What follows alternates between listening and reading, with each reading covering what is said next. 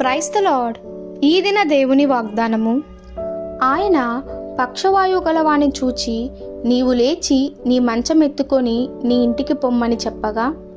మత్తయి సువార్త 9వ అధ్యాయము 6వ వచనము.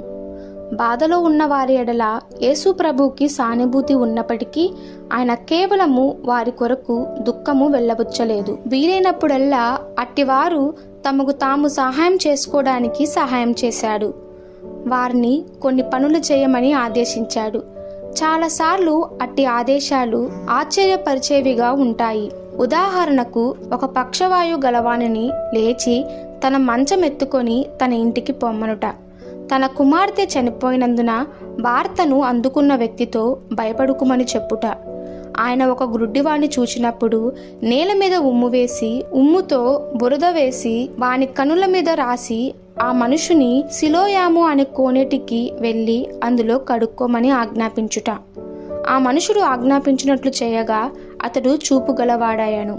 ఆశ్చర్యమే కాక అసాధ్యమనిపించే కొన్ని పనులను ప్రభువైన యేసు జనులకు చాలాసార్లు చేయమని చెప్పాడు. పక్షవాయువు గల వ్యక్తి లేచి తన మంచం ఎత్తుకొని నడవగలడా? ఇప్పుడే తన కుమార్తె మరణించినందున వార్త అందుకున్న వ్యక్తి బాధపడకుండా ఎలా ఉండగలడు? ఒక గ్రుడ్డివాడు చెప్పబడిన ఒక కోనేటిలోనికి అంతత్వంలో ఎలా చేరగలడు? కేవలం తన దుఃఖాన్ని ప్రదర్శించక యేసు ప్రభు వారిని ఆచరణలోనికి తీసుకువచ్చాడు.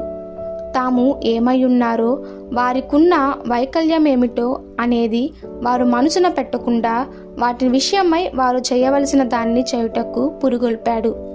యేసు ప్రభు కనికరపడువాడు. వారున్న పరిస్థితిని గూర్చి ఏమైనా చేయడానికి ఆయన కదిలించబడ్డాడు. కొన్నిసార్లు బాధల్లో ఉన్న మనము తటస్థించే పరిస్థితులను చూచి నిరుత్సాహపడుతుంటాము. ఇతరులు కూడా మన బాధను చూచి మనల్ని ఓదారుస్తున్నారో నిరుత్సాహపరుస్తున్నారో మనకు అర్థం కాదు. కానీ వాస్తవంగా యేసు ప్రభువు ప్రజలను విముక్తులుగా చేయుటకు దృఢమైన ప్రేమను అవలంబించాడు.